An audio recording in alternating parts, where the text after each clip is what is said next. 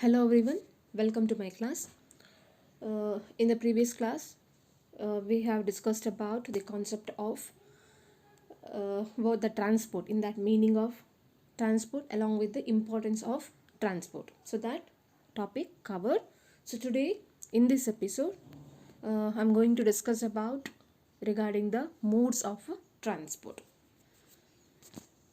Modes of transport, it has been broadly classified into like this. See, there are modes means types of transport here.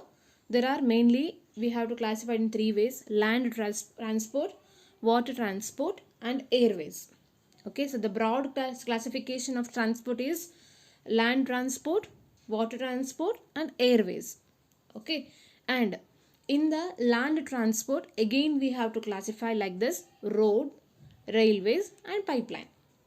Okay, so under the land transport, again there are three classification, that is road, railways and pipeline. And regarding the water transport, it again classified inland waterways, ocean transport. Okay, and in the airways, so it has been classified like this: national as well as international. Okay, national transport and international transport. So this is what the broad categories or the modes of a transport. So once again, land transport, water transport and airways, these are the three broad categories of transport. Again it has been classified like this: land transport, under that road, railways and pipeline, and water transport, that is inland waterways and ocean transport, and under the airways, that is national transport as well as the international transport. Okay, as you know that children's, regarding the transport and what is the use of transport, right?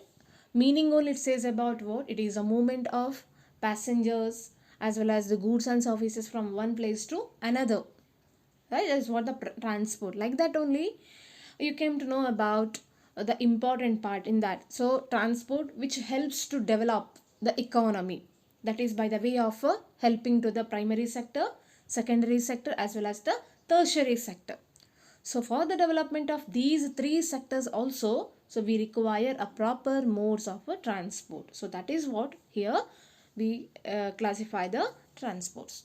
Okay, now let's see about regarding the one by one transport modes of transports. Under the land transport, first one, road transport. So that topic we will discuss here. So roads are the most ancient and universal means of transport. So roads are the most ancient as well as the universal means of transport, because in everywhere we can observe the roads, and that is what the road transport is, what one of the common. So common or universally we can observe the road transport. So here this road transport which plays a major role, a vital role in the economic growth of a nation, because the road transport which helps to connect to remote areas, and also which helps to connect the people from one place to another place as well as the goods from one place to another place, so that everyone has been connected with the help of road transport. So that we can say that for the economic growth of a nation, so its role, that is what main. Then what are the uses of roads, or how to utilize the roadways? For the development of agriculture and village industries, roads are essential because they are very convenient to connect isolated villages. This we know that, right? For the development of rural as well as agriculture sector. So definitely the rural or the village areas, they are like what they require what the roads, because to supply their agriculture products as well as industrial products to the urban areas. So that for the development of agriculture as well as village industries, roads are played essential role, and also they have been what connect the isolated villages, means conveniently they have been connected the isolated villages. So this is for the first use. And second one, roads can be constructed in forest and hilly regions. Means while constructing the roads in forest as well as hilly regions, and it helps to again connect the remote places. Okay, so they connect the remote places with towns and cities, and it provides door-to-door services. See, if the roads can constructed in the forest as well as hilly regions, then it has been helpful to connect the remote areas, and also what it has been helps to connect the towns or urban cities, and afterwards it will get what door-to-door services. So that you can say that roads are essential not only in the urban areas but also especially in the rural areas. For the rural development also we require road. Then third one, they are the feeders to railways, seaports and airports. That means roads or roadways, road transport, so which is a feeder to the railways and ports as well as imports. Because if you want to move on from railways or ports or airports, then definitely first you came to land on, that is roadways. So that roadways, so which helps to connect the seaports, airports as well as the railways, so that we can say that it acts as a feeder. And fourth one, roads, they play a very important role in tourism, trade and commerce and also the industries. As we know that for the most of the development of these sectors like tourism, trade and commerce as well as industries, business purpose, so definitely we require what the proper roadways or the road mode of transport, because in every time we can't use airways or the seaports or the railways. So sometime, okay, or for example for the shortened way of distance of movement, then we require road. So that here also it plays a major role. And next one, it create employment opportunities and are most useful for defense, especially in border areas. That means the road transport, it has been provide or it has been encourages or promotes more employment opportunities also those who are working under this sector, and it also most useful for defense, especially in the border areas. So in order to connect the border areas as well as in order to secure our country by nation, that is again we require the road connection or the road transport. So in this way we can say that, so these are the uses of road transport. Next we'll discuss about types of roads. Say that is on the basis of physical structure, roads can be divided into two ways. Okay, so on the basis of physical structure roads, so it has been divided into two ways. One is metalled roads and second one is unmetalled roads. Dear students, don't confuse. So under the transport, land transport, in that we have divided road transport, first one. Okay, so again under the road or road transport, again we have to divide two types of roads. Okay, one is metalled roads, another one is unmetalled roads. Then what is this metalled roads? So metalled roads which are constructed with cement, concrete or asphalt. Okay, so metalled roads which are constructed, that is by the way of cement, concrete as well as asphalt. Unmetalled roads which are common in rural areas. Okay, unmetalled roads are what? That is common in the rural areas, especially we can say that mud road also, that is what? Unmetalled roads. So this is what the two types of roads. And also in order to develop the rural areas, so there are several attempts are made. So in that, attempts are being made to convert mud roads to metalled roads. So this is what one of the target in the rural area, because rural development is what? That is what the main role of what our country also, so that there are several attempts are made to convert the mud roads into metalled roads, so that Prime Minister's Gram Sadak Yojana is taken up this direction. So for the development of rural area, as well as to for the conversion of what mud roads into metalled roads. So one of the what step or one of the yojana that has been taken, that is Prime Minister's Gram Sadak Yojana. So this Prime Minister's Gram Sadak Yojana, it helps to convert the main goal, aim of this Prime Minister's Gram Sadak Yojana, that is to convert the rural areas mud roads into metalled roads. This is for the main aim, goal of Prime Minister's Gram Sadak Yojana. Now second one types of road. On the basis of construction and maintenance, roads are classified into 5 types. See, on the basis of physical structure, the roads has been classified into 2 ways, metal and unmetal. On the basis of construction and maintenance work, okay, on the basis of construction and maintenance, so then the road has been classified into 5 ways. One is golden, quadrilateral and super highways. Second one, national highways. Third one, state highways. Fourth one, district roads.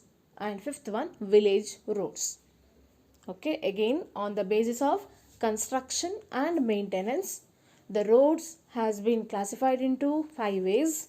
That is golden, quadrilateral and super highways. Second one, national highways. Third one, state highways. Fourth one, district roads. And the fifth one, village roads. Then first, now we discuss about, that is golden, quadrilateral and super highways. The golden quadrilateral is a project with 4 to 6 lane roads. So it is a project of 4 to 6 lane roads, and it was started in the year 1999. Okay, remember, so golden quadrilateral, it is a project with 4 to 6 lane roads, and it was started in the year 1999. And this highway network connect major cities as well as cultural and industrial centers of the country. This point you remember. So this highway network connect major cities. So what type of cities? That is on the basis of cultural as well as industrial centers of the country. Then let me see about which are the cities in a country has been connected with the quadrilateral roads. That is, it links Delhi, Jaipur, Ahmedabad, Suraj, Mumbai, Pune, Bangalore, Chennai, Vishakhapatnam, Bhubaneswar, Kolkata, Allahabad, Kanpur, again Delhi. So this is for the major connectivity of this road, this type of a road in the nation.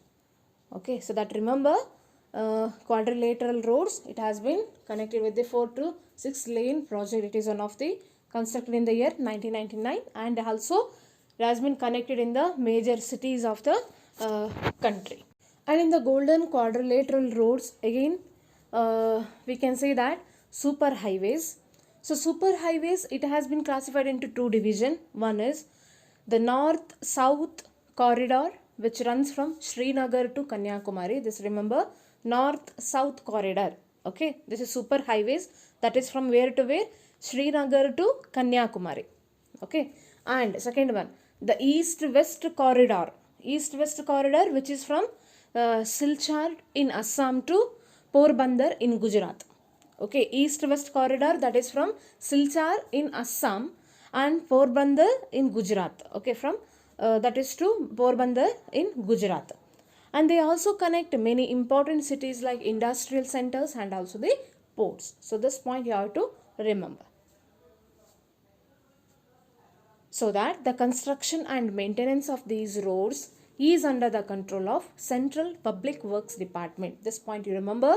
The construction as well as maintenance of these type of roads, that is whose control or whose under control? That is Central Public Works Department or CPWD. Central Public Works Department. So their role is what? That is to construct and also the maintenance of these roads. So we'll see about second one, national highways. So these trunk roads connect the state capitals, ports, towns and cities of national importance. So national highways, so these trunk roads connect the state capitals. So where are the places this has been connected, that is state capitals, ports, towns and also cities of national importance. National Highways Authority of India, NHAI. So this look after the construction and maintenance of these roads. So don't confuse. Okay. So here National Highways Authority of India, they are the responsible for the construction and maintenance of the national highways. Next, third one, state highways. State highways, they connect the district headquarters with the state capital and with the national highways. So state highways what? So it has been connected to the district headquarters with state capital and with the national highways, and whose role to construct as well as maintenance of such type of roads, that is State Public Works Department or SPWD. Okay, State Public Works Department, so they are the main responsible to construct as well as maintenance of these roads. And next one, district roads. Jilla Panchayat is in charge of these roads. So district roads, so its responsibility is to, that is to Jilla Panchayat, and they connect the taluk headquarters with the state highways and railways. So Jilla Panchayat is the main responsible for the district roads, and here also it connect the taluk headquarters with the state highways and also the railways. And regarding the village road, so these roads links the villages with one another, towns and market centers. Means one village to another village, from one place to another place. So this road links has been connected, and also some towns and market centers. So most of them are unmetalled roads and are unusable during the rainy season. So the nature of village road is what? Most of the time it is unmetalled, and also for the in the rainy season, so it is unusable. But all attempts are being made to convert these roads into metalled roads, that is Prime Minister's Gram Sadak Yojana. Under that Yojana, almost all type of attempts has been made, that is to convert these roads into what? Metalled roads. So these are all the types of roads. Now see about one of the concept, that is border roads. Roads in border areas which are especially used for defense purpose is called as border roads. So that what is this border roads? So the roads in border areas. So which are the roads are in the border areas, especially for use for the purpose of defense purpose, then it is called as border roads. And these roads are found along Indian borders with Pakistan, Nepal, Bhutan, Bangladesh and Myanmar. So this type of border roads, this has been we can found, that is along with the Indian borders, that is with Pakistan, Nepal, Bhutan, Bangladesh as well as the Myanmar. Okay, then the construction and maintenance of such type of roads, that is comes under Border Roads Development Authority, BRDA. Okay, so Borders Roads Development Authority, they are responsible to construct as well as maintain such type of roads. So this is for the border roads. Students, attention please. So this is what two important information from this chapter, from this topic, that is number 7, National Highway is one of the longest in India. Okay, so number 7, National Highway is the longest in India, and the Manali Leh road is the world's highest road. So maybe question will arrive, so that the Manali Leh road is the world's highest road. Okay. Okay students, then remaining part we'll discuss in the next episode. Thank you.